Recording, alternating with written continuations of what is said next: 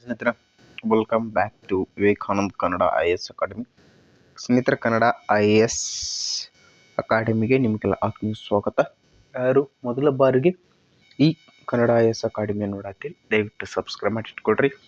ಅದೇ ರೀತಿಯಾಗಿ ನಿಮ್ಮ ಸ್ನೇಹಿತರಿಗೆ ಏನು ಮಾಡ್ರಿ, ಶೇರ್ ಮಾಡಿರಿ.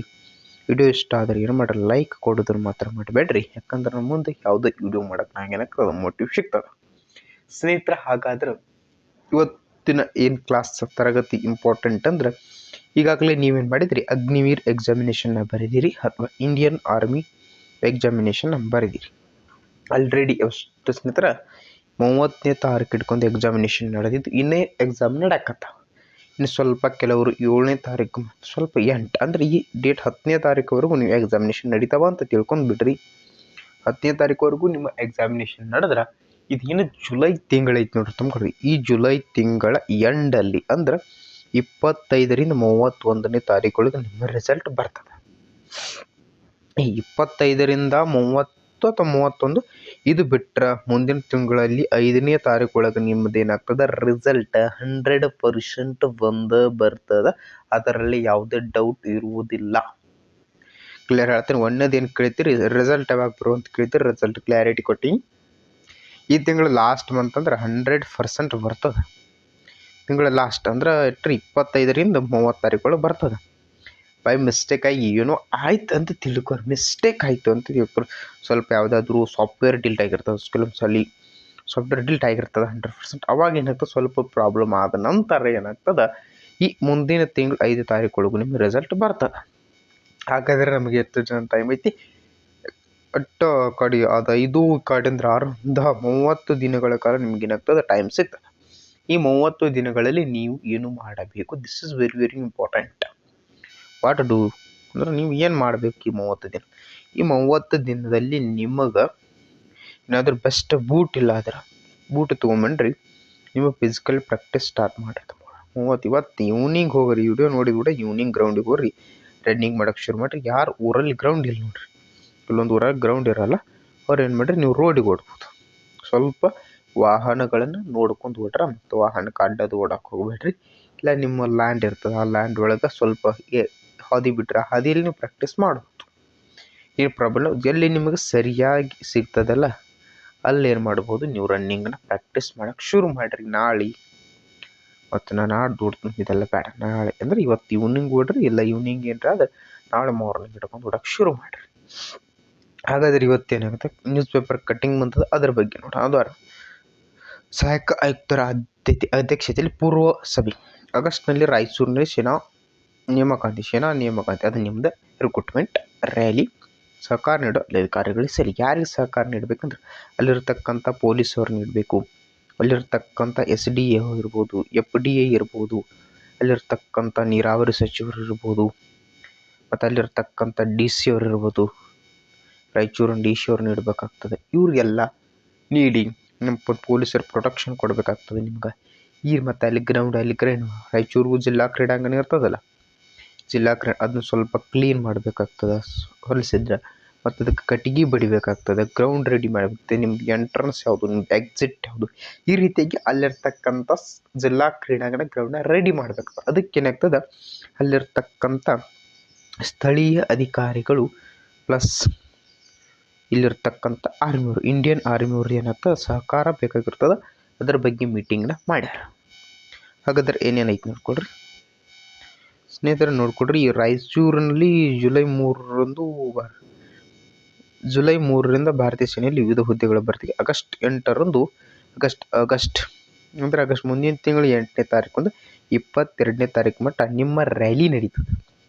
ಇದು ಯಾರ್ದ ವಿಶೇಷವಾಗಿ, ಇದು ಯಾರಿಗೆ ಫೋಕಸ್ ಆಯ್ತು ಅಂದ್ರೆ, ಮಂಗಳೂರು ಯಾರು ಬರ್ತಿರಲ್ಲ, ಮಂಗಳೂರು ಆ ಮಂಗಳೂರು ಯಾರದವ್ರಿಗೆ ಏನಾಗ್ತದೆ, ಈ ವಿಡಿಯೋ ಡೆಡಿಕೇಟ್ ಆಗ್ತದೆ. ಯಾಕಂದ್ರೆ ಅವ್ರಿಗೆ ಎಕ್ಸಾಮ್ ಮುಗಿದ ಅವಾಗ ಹೇಳಿ, ಎಕ್ಸಾಮ್ ಮುಗಿದು ಒಂದು 10ರಿಂದ 15 ದಿನದಲ್ಲಿ ನಿಮ್ದು ಏನಾಗ್ತದೆ, ಫಿಸಿಕಲ್ ಬರ್ತದೆ ಅಂತ ಹೇಳಿ. ಯಾರು ನೋಡಿಲ್ಲ ಆ ವಿಡಿಯೋಗಳು, ಅದು ನಿಮಗೆ ಬಿಟ್ಟು ತಂದ್ಕೊಟ್ರೆ ಮಂಗಳೂರು ಯಾರದವ್ರಿಗೆ. ಈಗ ಮಾತ್ರ ನಿಮಗೆ ಏನಾಗ್ತದೆ, ರ್ಯಾಲಿ ಬಂದದ. ನಿಮಗೆ ಇನ್ನೂ ಟೈಮ್ ಐತಿ. 1 ತಿಂಗಳ ಒಳಗೆ ಹೆಂಗೆ ಬೇಕು ಹಂಗೆ ರನ್ನಿಂಗ್ನ ಇಂಪ್ರೂವ್ ಮಾಡ್ಕೋಬೋದು. ಆದ್ದರಿಂದ ನೀವು ನಾಳೆ ಇಮಿಡಿಯೇಟ್ಲಿ ಹೋಗ್ರಿ, ಒಂದು ಬೆಸ್ಟ್ ಕ್ವಾಲಿಟಿ ಬೂಟ್ ತೊಗೊಂಬರ್ರಿ. ಕೇಳ್ರಿ, ನಿಮ್ಮ ಬರೆದಾರ ಇರ್ತಾರೆ, ಯಾವ್ದು ಬೆಸ್ಟ್ ಕ್ವಾಲಿಟಿ ಬೂಟ್ ಇರ್ತದೆ, ಇಲ್ಲ ಯಾರು ನಿಮ್ಗೆ ತಿಳಿದವ್ರು ಕೋಚ್ ಇರ್ತಾರೆ, ಕನ್ನಡ ಪೀಸ್ ಸರ್ಗಳು ಇರ್ತಾರೆ, ಅವ್ರನ್ನೂ ಸಹ ಕೇಳ್ರಿ. ಹೋಗ್ರಿ ಬೆಸ್ಟ್ ಕ್ವಾಲಿಟಿ ಬೂಟ್ ತೊಗೊಂಬಂದು ರನ್ನಿಂಗ್ನ ಶುರು ಮಾಡಕ್ಕೆ ಟ್ರೈ ಮಾಡಿರಿ. ನೋಡ್ರಿ, ಸುಮಾರು 15,000-16,000 ವಿದ್ಯಾರ್ಥಿಗಳು ಭಾಗವಹಿಸಿರ್ತಾರೆ. ಈ ಯಶಸ್ವಿ ನಿರ್ವಹಣೆಗೆ ವೇದಿಕೆ ಸಮಿತಿ ಇರ್ಬೋದು, ಭದ್ರತಾ ಸಮಿತಿ ಇರ್ಬೋದು, ಮೂಲಭೂತ ಸೌಕರ್ಯ ಇರ್ಬೋದು, ಆಹಾರ ಸಮಿತಿ ಇರ್ಬೋದು, ಮತ್ತು ಅಲ್ಲಿರ್ತಕ್ಕಂಥ ಡಾಕ್ಟರ್ಸ್ಗಳು ಸಹಾಯ ಬೇಕಾಗ್ತದೆ, ಅವ್ರು ಇರ್ಬೋದು. ಇವ್ರಿಗೆಲ್ಲ ವಿದ್ಯುತ್ ಇರ್ಬೋದು, ಲೈಟ್ ಸಪ್ಲೈ, ಈ ಎಲ್ಲರ ಸಹಾಯ ಏನಾಗ್ತದೆ 100% ಏನಾಗ್ತದೆ ಅಲ್ಲಿರ್ತಕ್ಕಂಥ ಇಂಡಿಯನ್ ಆರ್ಮಿ ಅವ್ರಿಗೆ ಏನು ಬಂದಿರ್ತಾರಲ್ಲ ಅವ್ರಿಗೆ ಬೇಕೇ ಬೇಕು. ಆದ್ದರಿಂದ ಮಾಡ್ಬೇಕಾಗ್ತದೆ. ಸರ್, ಇನ್ನು ರಿಸಲ್ಟ್ ಡೇಟ್ ಹೇಳಿರಿ. ರಿಸಲ್ಟ್ ಡೇಟ್ ಅನ್ಕ ಹೇಳಿರಿ, ಏನೊಂದು ನಿಮಗೂ ಅಂಜಿಕೆ ಹಾಕತ್ತೀರ ಸರ್, ಇಷ್ಟು ಬೇಗ ಬರ್ತದೆ ಅನ್ಕೊಂಡಿಲ್ಲ ಸ್ನೇಹಿತರೆ. ಇಲ್ಲಿ 8ನೇ ತಾರೀಕು, ಇಲ್ಲಿ 28ನೇ ತಾರೀಕು. ಸರ್, ಡೈರೆಕ್ಟಾಗಿ ನಾವು ಹೋಗೋದು ಸ್ನೇಹಿತರೆ. ಈಗ ಡೈರೆಕ್ಟಾಗಿ ಹೋಗೋದಿಲ್ಲ, ಮತ್ತೆ ಬಿಡ್ರಿ.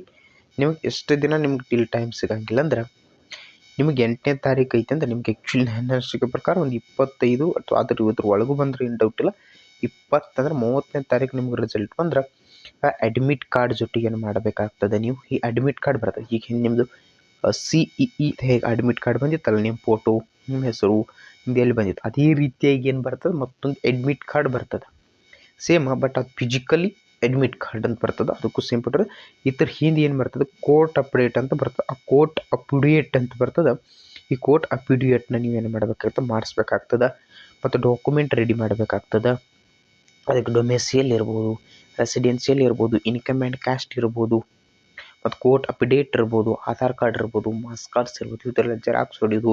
ಇದಕ್ಕೆ ನಿಮ್ಮ ಏನು ಮಾಡಬೇಕು, ಗ್ರೀನ್ ಪೆನ್ಲಿ ಯಾರು ಸಿಗ್ನೇಚರ್ ಮಾಡ್ತಾರೆ ಅವ್ರು ಸಿಗ್ನೇಚರ್ ಮಾಡಿ ಅವತ್ತನ್ನ 2 ಸೆಟ್ ರೆಡಿ ಮಾಡಬೇಕು. ಇದಕ್ಕೊಂದು 2 ದಿನ, 2ರಿಂದ 3 ದಿನ ಹೋಗ್ತದೆ. ಆದ್ದರಿಂದ ಯಾರು ತಮ್ಮ ಎಕ್ಸಾಮ್ ಬರೆದಿರಿ ಅವ್ರು ಏನು ಮಾಡಿರಿ, ಡೆಡಿಕೇಟಾಗಿ ಪ್ರಾಕ್ಟೀಸ್ ಮಾಡಿರಿ for running, physically fit running. ಈ ಸಲ ಟೈಮಿಂಗ್ ಹೆಚ್ಚು ಕೊಟ್ಟರೆ ಸರ ಮತ್ತು ನಾವು ಓಡಿಕೆ ಪಾಸ್ ಆಗ್ತದೆ ಅಂದ್ರೆ ಸ್ವಲ್ಪ ಏನಾಗ್ತದೆ ನಿಮ್ಗೆ ತೊಂದರೆ ಆಗ್ತದೆ. ಎಲ್ಲಿ ತೊಂದರೆ ಆಗ್ತದೆ, ಫೈನಲ್ ಮೆರಿಟ್ನಲ್ಲಿ. ಈ ಫೈನಲ್ ಮೆರಿಟ್ನಲ್ಲಿ ಏನು ತೊಂದರೆ ಆಗ್ತದೆ ಅದನ್ನು ಕ್ಲಿಯರ್ ಹೇಳ್ತೀನಿ. ನೀವು ಎಕ್ಸಾಮು ಕ್ಲಿಯರ್ ಮಾಡಿರಿ, ಎಸ್, ಫಿಸಿಕಲು ಪಾಸ್ ಆಗಿರಿ, yes, exam clear, physical clear, medical ಸಹ ಕ್ಲಿಯರ್ ಆಗಿರಿ. ಬಟ್ ಏನಾಗ್ತದೆ, ನಿಮ್ಮ ಫೈನಲ್ ಲಿಸ್ಟ್ ಒಳಗೆ ಹೋಗ್ತೀರಿ. ಯಾಕಂದ್ರೆ ಇಲ್ಲಿ 16,000 ಅಭ್ಯರ್ಥಿಗಳು ನಿಮ್ಮ ಕಾಂಪಿಟೇಷನ್ ಕೊಡತ್ತಾರ. ಈ 16,000 ಅಭ್ಯರ್ಥಿಗಳು 16,000 ಪೋಸ್ಟಲ್ಲಿ ಖಾಲಿ ಇರುವುದಿಲ್ಲ.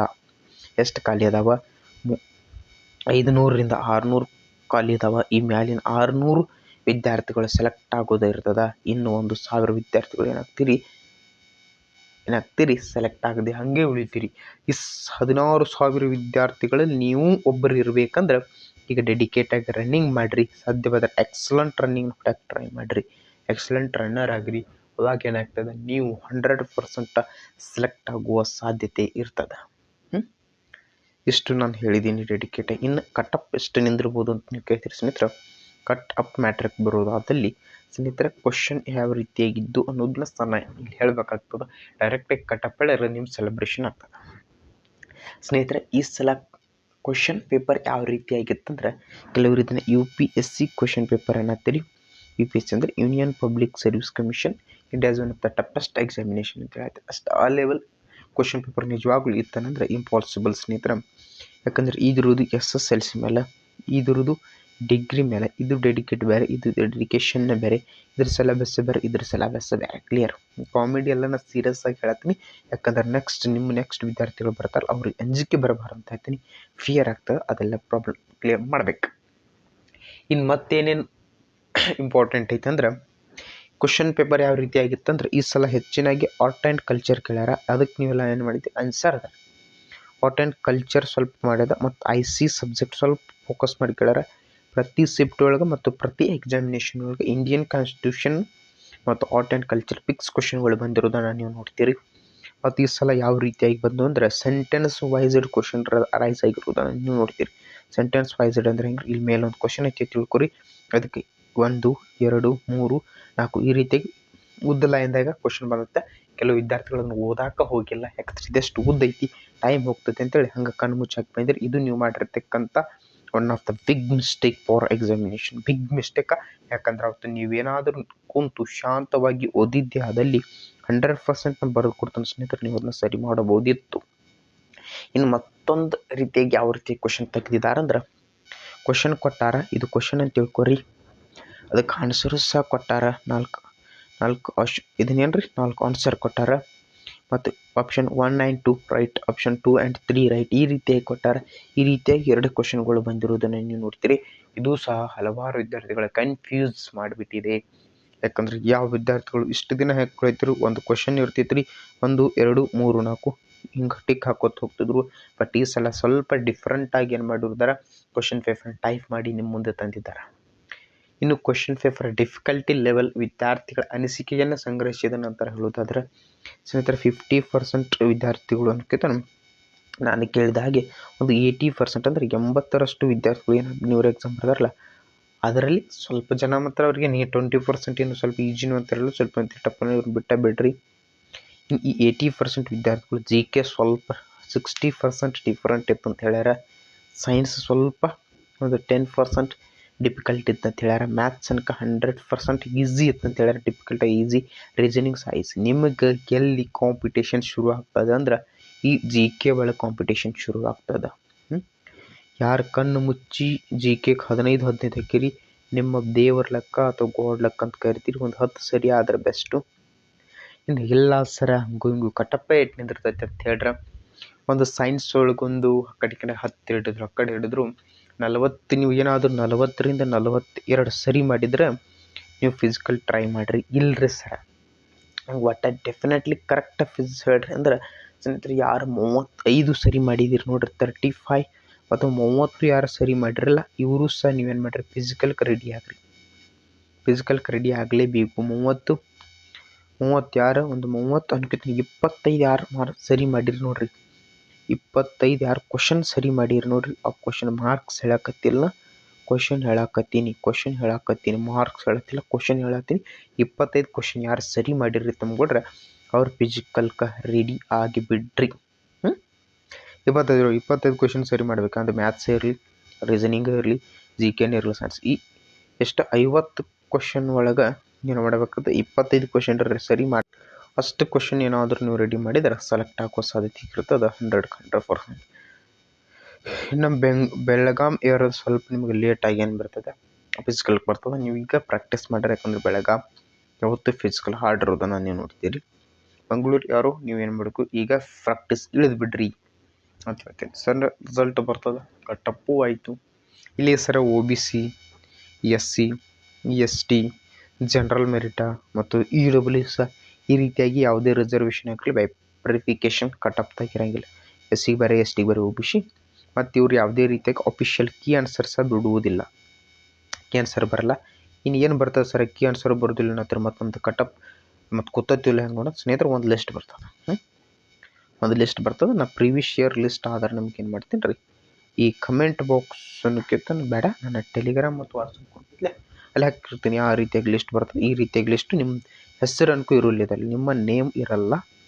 ಅದೇನು BANKAR ಸ್ನೇಹಿತರು ನೋಡ್ರಿ, BANKAR ಈ ರೀತಿಯಾಗಿ 2025 ಹಿಂಗೆ ನಂಬರ್ ಐತೆ. ಆ ನಂಬರ್ ಇರ್ತದೆ, ಅದು ನೀವು ಕಾಪಿ ಮಾಡ್ಕೊಳ್ರಿ. ನಿಮ್ಮ ಅಡ್ಮಿಟ್ ಕಾರ್ಡ್ ಇಲ್ಲಿ ಆ ಲಿಸ್ಟ್ ಒಳಗೆ ಹೋಗಿ ಪೇಸ್ಟ್ ಮಾಡಿದ ತಕ್ಷಣ ನಿಮ್ದು ಸೆಲೆಕ್ಷನ್ ಅಥವಾ ನೀವು ಲಿಸ್ಟ್ನಾಗ ಅಥವಾ ಎಕ್ಸಾಮ್ ಪಾಸ್ ಆಗಿದ್ರೆ ಡೈರೆಕ್ಟಾಗಿ ತೋರಿಸ್ತದೆ.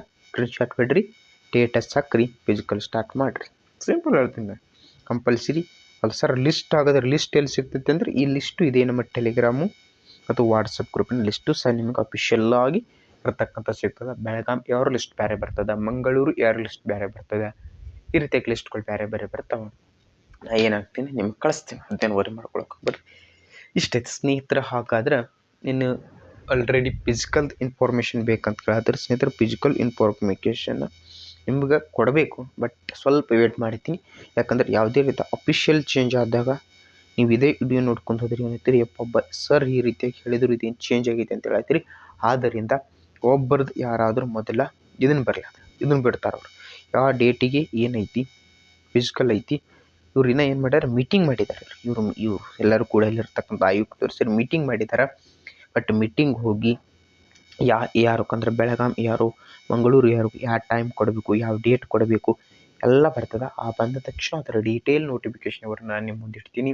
ಮಾರ್ನಿಂಗ್ ಎಷ್ಟೊತ್ತಿಗೆ ಹೋಗಿ ಅಲ್ಲಿ ಏನು ಮಾಡಬೇಕು ಲೈನ್ ಹಚ್ಚಬೇಕು, ಎಷ್ಟು ರೌಂಡ್ ಓಡಿಸ್ತಾರೆ, ಎಷ್ಟು ಟೈಮಿಂಗ್ ಇರ್ತದೆ ಮತ್ತೊಂದು ಏನು ಮಾಡ್ತೀನಿ ವಿಡಿಯೋ ಮಾಡ್ತೀನಿ. ಅದ್ರಾಗ ನಾನು ನಿಮ್ಗೆ ಹೇಳ್ತೀನಿ. ಮತ್ತು SSCದು ಏನು ಫಿಸಿಕಲ್ ಡೇಟ್ ಏನು ಹೇಳ್ಯಾರ ಸ್ನೇಹಿತರೆ. SSC ಫಿಸಿಕಲ್ ಸಹ ಅತಿ ಶೀಘ್ರದಲ್ಲಿ ಬರ್ತದೆ. ಯಾರು ವರಿ ಮಾಡಕ್ಕೆ ಹೋಗ್ಬೇಡ್ರಿ. ಯಾರು SSC ಆಸ್ಪಿರೆಂಟ್ ಇದ್ರೆ ಅತಿ ಶೀಘ್ರದಲ್ಲಿ ನಿಮ್ಮ ಕಣ್ಣು ಮುಂದೆ ಇದು ಸಹ ಕಾಣ್ತದೆ. ಯಾರ್ಯಾರ ಡಾಕ್ಯುಮೆಂಟ್ಗಳು SSC ಅವ್ರಿಲ್ಲ ಸ್ನೇಹಿತರೆ, ದಯವಿಟ್ಟು ಡಾಕ್ಯುಮೆಂಟ್ ರೆಡಿ ಮಾಡ್ಕೊಡ್ರಿ. ಯಾಕಂದ್ರೆ ನೀವೆಲ್ಲ ಫಿಸಿಕಲ್ ಫಿಟ್ ಇರ್ತೀರಿ, ಎಕ್ಸಾಮ್ ಪಾಸ್ ಆಗಿದ್ದೀರಿ, ದೇವ್ರ ಪುಣ್ಯನೋ ನಿಮ್ಮ ಪುಣ್ಯನೋ ಗೊತ್ತಿಲ್ಲ. ಬಟ್ ಡಾಕ್ಯುಮೆಂಟ್ ಇದ್ದಾಗ ಫೇಲ್ ಅಂತ ಬಂದ್ರೆ ಭಾಳ ಅಂದ್ರೆ ಭಾಳ ಮನಸ್ಸಿಗೆ ಆಗ್ತದೆ. ದಯವಿಟ್ಟು ರೆಡಿ ಆಗಿರಿ ನಿಮ್ಮ ಡಾಕ್ಯುಮೆಂಟ್ ವತಿಯಿಂದ. ಈ ರೀತಿಯಾಗಿ ನಿಮ್ಗೆ ಅಗ್ನಿವರದ್ದು ಹೇಳೀನಿ ಸ್ನೇಹಿತರೆ. ಅಗ್ನಿವರ ಆದಂಥ SSCದು ಸ್ವಲ್ಪ ಹೇಳೀನಿ. ಮತ್ತೇನ್ರ ಬೇಕಾದ್ರೆ ಕಮೆಂಟ್ ಹಾಕ್ರಿ.